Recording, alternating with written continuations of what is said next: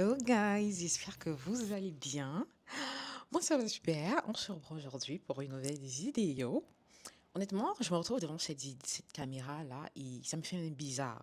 Ça me fait bizarre d'autant plus que ça fait des lustres. On parle là comme 4 mois, 4 ou 5 mois que j'ai littéralement disparu des radars. Mais tout compte fait, honnêtement, je suis très contente de vous reprendre aujourd'hui, voilà, pour des nouvelles vidéos YouTube.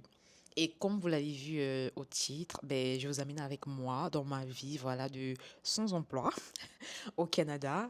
Qui l'aurait cru? Je sais que probablement les gens vont se demander comment est-ce que ça se fait et tout. J'ai envie de vous dire également moi-même que comment ça se fait en fait.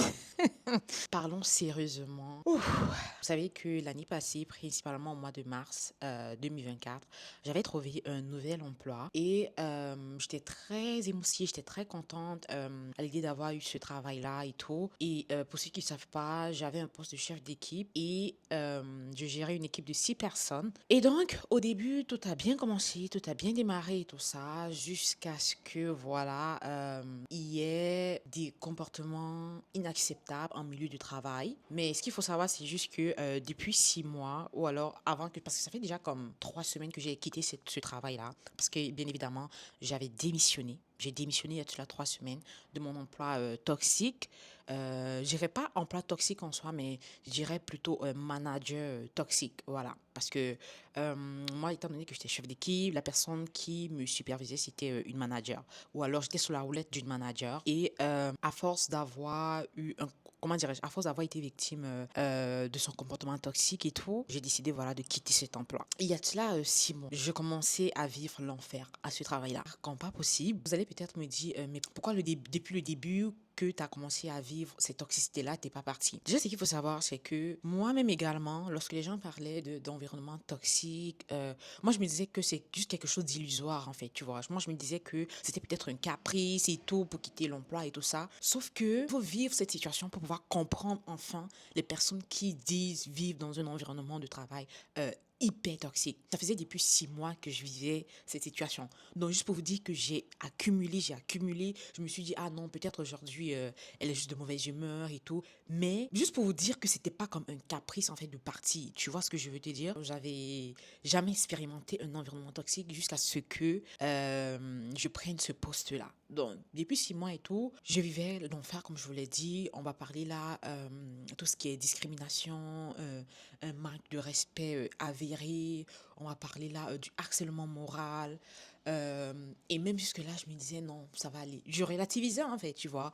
Je me disais, ah non, Fabi, tiens le coup, peut-être que... oh. Et moi, toujours dans ma tête, je me disais, non, aujourd'hui, c'est pire, demain, ça va être meilleur. Aujourd'hui, c'est pire, demain, ça va être meilleur. Sauf que non, en fait, si aujourd'hui, c'est pire, demain, ça va être plus pire, en fait. Tu vois ce que je veux te dire? Et comment expliquer? Il y a eu beaucoup de propos humiliants, il y a eu beaucoup de propos irrespectueux, il y a eu beaucoup de propos racistes même également. Mais quand je te dis des propos racistes, c'est vraiment comme dégueulasse en fait. Dégueulasse. Des propos tellement dégueulasses. Et le pire, c'est que, genre, j'ai eu des preuves en fait. C'était une conversation qu'elle avait eue avec la personne que mon manager en fait avait eue avec la personne et où elle me donnait vraiment tous les noms d'oiseaux, genre par rapport à ma couleur de peau et parce que c'était une interaction et la personne lui demandait mais pourquoi est-ce que tu as de tels propos vis-à-vis d'elle. C'est une personne cool, elle fait très bien son travail et tout ça. Les propos que j'ai entendus, j'étais mais j'étais choquée parce que moi ma vision d'un travail c'est genre vraiment quand tu as un manager ou quand tu as un superviseur, quand tu as un gestionnaire et tout ça. Moi, ma vision de la chose, c'est vraiment cette personne est là pour t'aider. Cette personne est là pour t'aider à évoluer professionnellement. Pas pour te mettre les bâtons dans les roues. Pas pour tout faire pour te mettre down, en fait. Pas pour saboter ton travail. Et justement, quand je parle de saboter mon travail, c'est justement la goutte d'eau qui a fait en sorte que je puisse quitter ce travail-là. Parce que ce soit les propos humiliants, j'ai pris sur moi. Les propos irrespectueux, j'ai pris sur moi. La discrimination, j'ai pris sur moi. Les propos racistes, même et tout, qui étaient vraiment dégueulasses, j'ai pris sur moi. Mais quand ça a touché à mon travail proprement dit, c'est-à-dire que quand ça a commencé à saboter mon travail, là, je me suis dit non. Là, j'ai dit non, non, non, non. Et de vivre dans un environnement toxique, honnêtement, c'est compliqué, c'est vraiment difficile parce que ça t'absorbe à un niveau où tu te rends même pas compte. Ça te fait même limite perdre même le goût, parfois même du travail en fait. T'as même plus envie d'aller au travail, mais même jusque-là, je continuais d'y aller. Je continuais de partir travailler tous les jours. Je continuais de rester, même faire des heures supplémentaires quand il y avait le besoin qui se faisait ressentir en fait.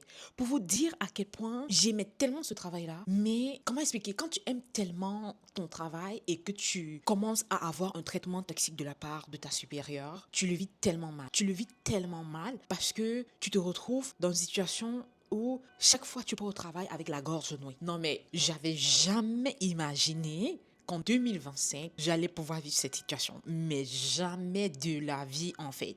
C'est-à-dire que tu pars à ton lieu de travail, tu as la gorge nouée. Tu, comment expliquer? Tu as l'impression que tu as la corde au cou. Genre, aussitôt que tu traverses le portail de cette compagnie, je sais pas, tu as l'impression que tu manques d'air. J'avais l'impression que je manquais d'air. J'avais l'impression que j'arrivais même plus à respirer, en fait. Parce que tu entres dans un environnement où euh, au lieu de te dire, OK, aujourd'hui, ça va être de nouveaux challenges et tout. Et là, écoutez, hein, je ne vous parle pas là du stress relatif au travail. Parce que le stress qui est relatif au travail, ça n'a rien à voir avec le fait voilà, de vivre un environnement toxique. Parce que le stress du travail, c'est, comment expliquer, c'est du bon stress, si je peux me permettre l'expression. Parce que c'est, comment expliquer, c'est du stress challengeant. Tu te dis, ah ok, aujourd'hui j'ai pu atteindre tel objectif à mon lieu de travail. Demain je vais vouloir atteindre tel autre objectif. Du stress challengeant, ça c'est du bon stress.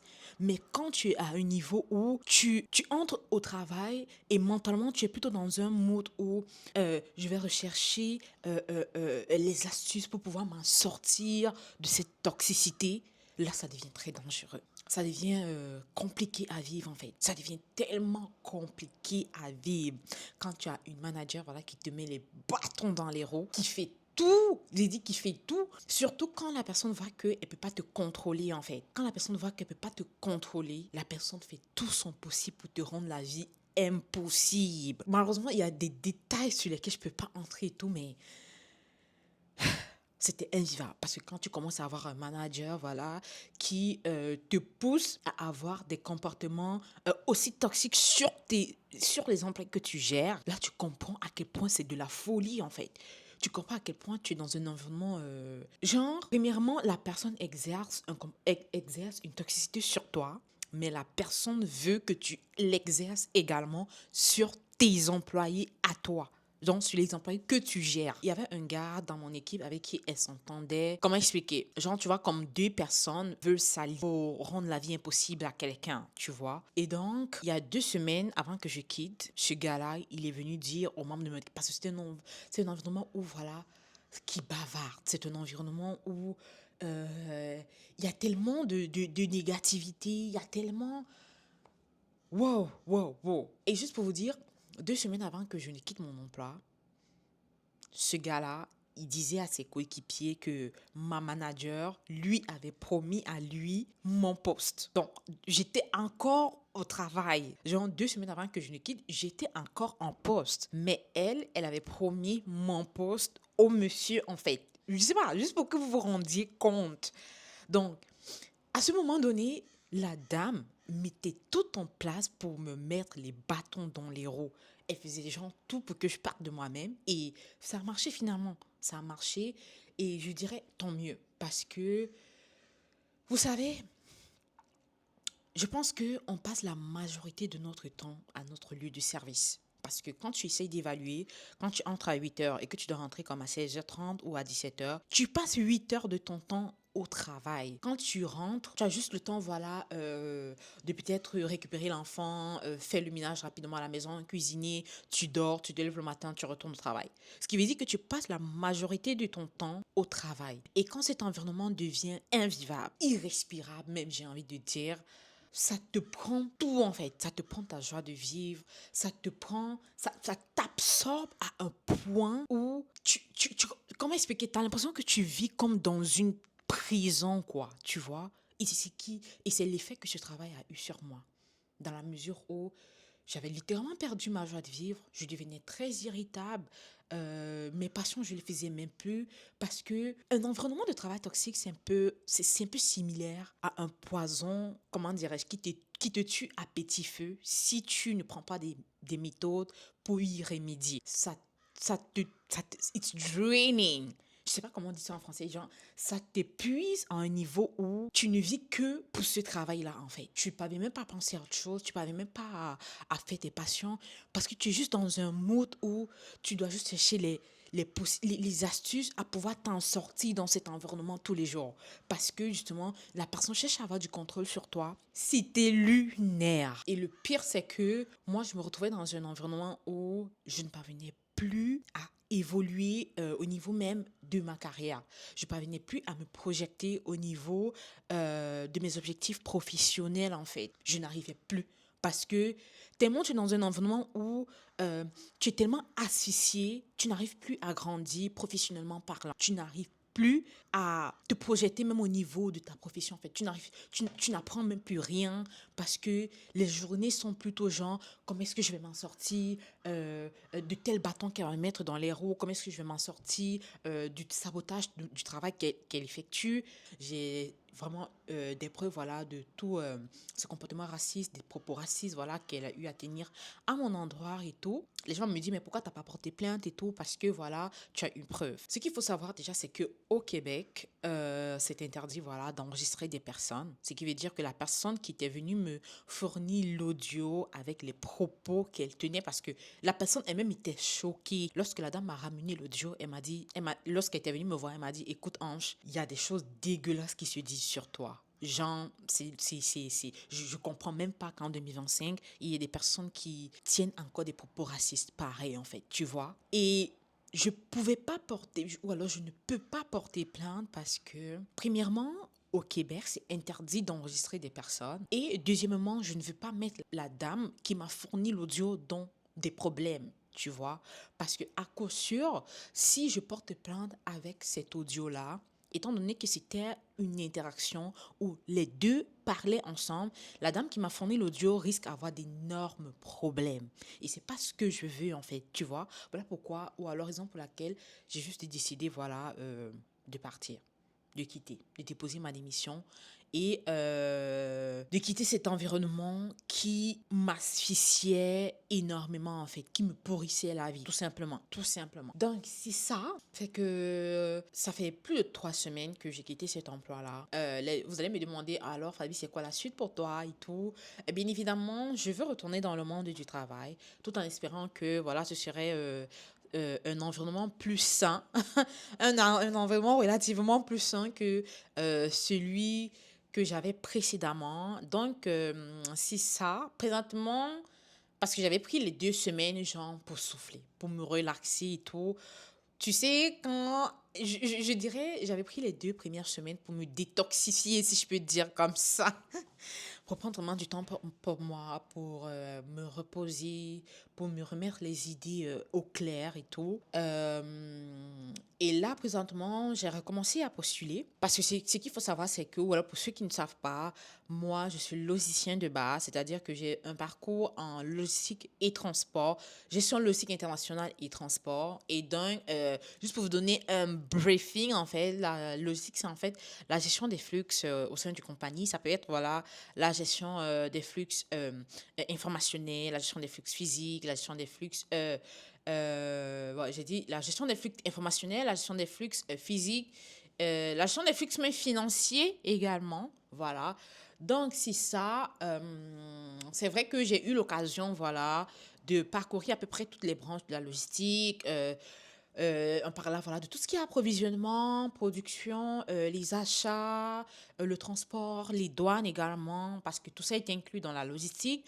Et c'est vrai qu'aujourd'hui, je ne sais pas s'il faut que je me spécialise particulièrement, parce que je pense que j'ai la capacité, ou alors, étant donné que j'ai eu à toucher à toutes les branches de la logistique, je ne veux pas me catégoriser en disant, je vais juste aller dans ce secteur particulier, tu vois. Fait que c'est ça, j'ai commencé à rechercher du travail. C'est vrai que jusqu'à présent, j'ai pas de choses, j'ai pas d'issue concluante, si je peux me permettre l'expression, dans la mesure où c'est vrai, j'ai des entretiens téléphoniques, j'ai des entretiens Teams aussi, mais j'ai pas encore trouvé, comment expliquer, ce qui me convient à 100% dans la mesure où parfois, au niveau de mes compétences, on s'entend parfaitement, mais parfois ça va être le salaire qui ne m'arrange pas. Parfois ça va être le lieu du travail qui est trop éloigné pour moi. Donc c'est ça. Donc je continue à chercher.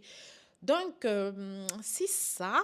Et c'est l'occasion pour moi voilà, de revenir également sur YouTube. Parce que oui, ça fait quand même longtemps. Waouh, ça m'a tellement manqué. Moi, j'ai compris que quand tu es dans ce genre d'environnement, si tu ne prends pas les dispositions pour quitter de là, il n'y a que deux choses qui vont t'arriver. Soit tu vas devenir toxique toi-même, soit tu vas y laisser limite ta santé. Là, quand je parle de santé, je suis très sérieuse en fait. Parce que moi, j'ai eu des moments où j'avais des palpitations. Genre, t'as l'impression que tu étouffes, en fait. T'as l'impression que limite, tu vas faire un AVC, en fait. Tu as l'impression que tu vas faire des crises d'angoisse. Non, non, non, non, non, non. Honnêtement, je dis Dieu merci parce que j'ai eu le courage, voilà, de partir. Bref, bref. Whatever comes today, I'm ready. I feel strong, awake and happy. Ready and happy. Good morning, you wonderful world. Good morning, my dear universe. Here comes a nice day, no matter what the sleepy voice say. Good morning to me and to you. I think we are ready for something great and good. Whatever comes today, I'm ready. I feel strong, awake and happy. Ready and happy. Good morning, you wonderful world. Good morning, my dear universe. Here comes a nice day, no matter what the sleepy voice say. Good morning to me and to you. I think we are ready for something great and good. Whatever comes today, I'm ready. I feel strong, awake and happy. Ready and happy. Good morning, you wonderful world. Good morning, my dear universe. Here comes a nice day, no matter what the sleepy voice say. Good morning to me and to you. I think we are ready for something great and good. Donc moi, comment je procède? Lorsque je reçois par exemple une offre d'emploi via Indeed ou via l'un de ces sites de recherche d'emploi, idéalement, si j'ai le numéro ou alors si j'ai le contact par exemple du RH ou de la RH de la compagnie en question, je ne vais pas postuler sur Indeed. Parce que vous savez que Indeed, après, ça fait des sélections automatiques et tout. Donc, moi, je vais directement aller écrire à la personne concernée. C'est-à-dire, admettons, par exemple, les ressources humaines d'une entreprise a fait cette offre d'emploi-là. Je vais récupérer l'adresse email et je vais aller écrire directement à la personne ou alors je vais contacter directement la personne. Je lui dis, écoute, moi, j'ai telle compétence et tout. J'ai travaillé dans ci, j'ai travaillé dans ça. Et par rapport au poste que vous proposez, moi, ça m'intéresse énormément. Et donc, j'aimerais voilà, qu'on échange et tout pour que je parle plus de mes expériences professionnelles. Donc, c'est un peu ma démarche à moi. Parfois, en fait, il y a des compagnies qui me contactent, qui sont d'accord ou alors qui aiment beaucoup le profil que j'ai, les systèmes que j'ai utilisés, les domaines sur lesquels j'ai travaillé, tout ça, les projets sur lesquels j'ai travaillé, qui sont vraiment impressionnés par ça, mais parfois, on ne s'entend pas ou alors pas. On ne s'entend pas sur certains points, comme je vous l'ai expliqué. Parfois, ça va être même aussi les horaires de travail, tu vois, les horaires de travail sur lesquels on ne s'entend pas. Parce que ce qu'il faut savoir, pour les personnes qui ne savent pas, moi, je suis maman et tout, et j'ai une vie de famille. Et donc, il y a des horaires de travail que malheureusement, je ne peux pas accepter parce que j'ai une vie de famille. Tu vois ce que je veux te dire? Et aussi, parfois, quand ce n'est pas les horaires de travail qui vont poser problème, ça va être le salaire aussi. Ouais. Ça va être le salaire qui ne m'arrange pas par rapport au travail que le poste demande, en fait. Tu vois ce que je veux te dire? Et là, c'est ça, c'est ça, c'est ça. Donc, je vais continuer de chercher et j'espère que, avec la grâce de Dieu, je vais finir par décrocher something. De toutes les façons, ça me fait plaisir, voilà, que je puisse reprendre YouTube parce que du coup, je vais vous amener avec moi dans tout ce processus-là et j'espère que ça vous plaira.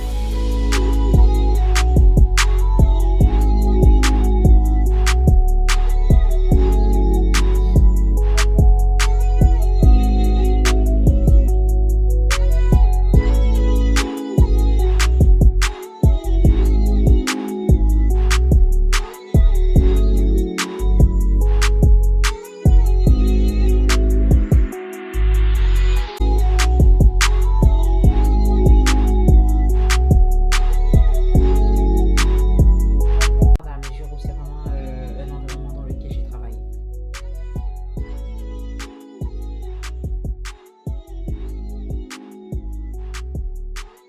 Aujourd'hui, je crois que dans une heure, je vous l'enverrai. Alors donc là, je vous fais un tout petit peu un update, dans la mesure où tout à l'heure, j'étais au téléphone avec une agence de recrutement. Parce que ce qu'il faut savoir, c'est que ici au Canada, lorsque tu recherches un emploi, passer par les agences de recrutement, c'est très, comment dirais-je, c'est très courant ici, dans la mesure où ces agences de placement de personnel sont en contact avec les entreprises et du coup, toi, la personne qui cherche l'emploi, tu gères directement avec l'agence. Donc, c'est vrai que depuis que moi je suis arrivée au Canada, mon premier emploi c'était avec Randstad et tout. C'est eux qui m'avaient trouvé le travail et tout ça. Et je crois que même pour mon deuxième emploi que j'avais eu, chef d'équipe, mon emploi toxique là et tout, c'était toujours avec une agence. Je crois que c'était avec. Ouais, j'ai oublié le nom de la compagnie. Et donc, là présentement, il y a une agence aussi qui m'a contactée, qui ont vu mon profil et tout. C'est une agence qui est spécialisée, voilà, dans les métiers de la logistique, principalement tout ce qui est approvisionnement, achat, importation, exportation. Parce que oui, les agences de placement de personnel ici travaillent en fonction des domaines dans lesquels ils sont spécialisés. C'est-à-dire qu'il y a des agences qui vont être spécialisées dans tout ce qui est métier de la juridiction, dans tout ce qui est customer service, tout ce qui est industriel, tout ce qui est IT, c'est-à-dire technologique et tout ça. Et eux, principalement, cette agence-là qui venait de me contacter, ils font spécifiquement dans les emplois de la logistique dans le fond, tu vois. Donc, c'est ça. Donc, il m'a contacté, il m'a mentionné que... Alors, comment ça se passe déjà lorsque une personne d'une agence te contacte? Comment est-ce que ça se passe? Il va t'appeler, il va te dire, OK, j'ai vu ton profil et tout. On a tel client qui est basé à tel endroit, il propose tel salaire, l'emploi qu'il propose c'est ci, il te donne la description du poste, il te donne les horaires de travail, il te donne la location, c'est-à-dire la localisation et tout ça. Et puis, déjà, à ce niveau-là, il te demande si ça t'intéresse, dépendamment, voilà, aussi de ce que toi tu recherches, c'est-à-dire dépendamment du travail que toi tu cherches, dépendamment du salaire que tu veux avoir, dépendamment des horaires de travail aussi, bref, vous avez cette conversation dans le but, voilà, de voir si c'est quelque chose qui t'intéresse toi. Tu vois, si ça marche et tout ça, il va poursuivre dans la mesure où il va planifier un entretien avec le client. Et une fois que le client a l'entrevue avec toi, si voilà, ça match, dépendamment aussi de la vibe que tu as, parce que il n'y a pas que les compétences qui jouent. C'est vrai que les compétences, c'est important. L'expérience est important, ton degré de professionnalisme c'est important aussi, mais il y a aussi l'aspect compatibilité parce que parfois tu peux avoir l'entrevue avec le client en question et si lui il voit que il n'y a pas de compatibilité, si ça ne matche pas au niveau de la vibe, oui, il va dire à l'agence que ne veut pas travailler avec toi. Donc, c'est un peu comme ça que ça marche. Donc, c'est ça. Il vient de me contacter. Et là, je vois, il est en train de m'envoyer par email. Voilà, il m'a envoyé un mail où il me demande, voilà, de mettre à jour mon dossier de compétences dans la mesure où, étant donné que moi, j'ai eu à travailler dans tous les domaines de la logistique. Parfois, il y a des clients qui recherchent quelque chose de vraiment spécifique.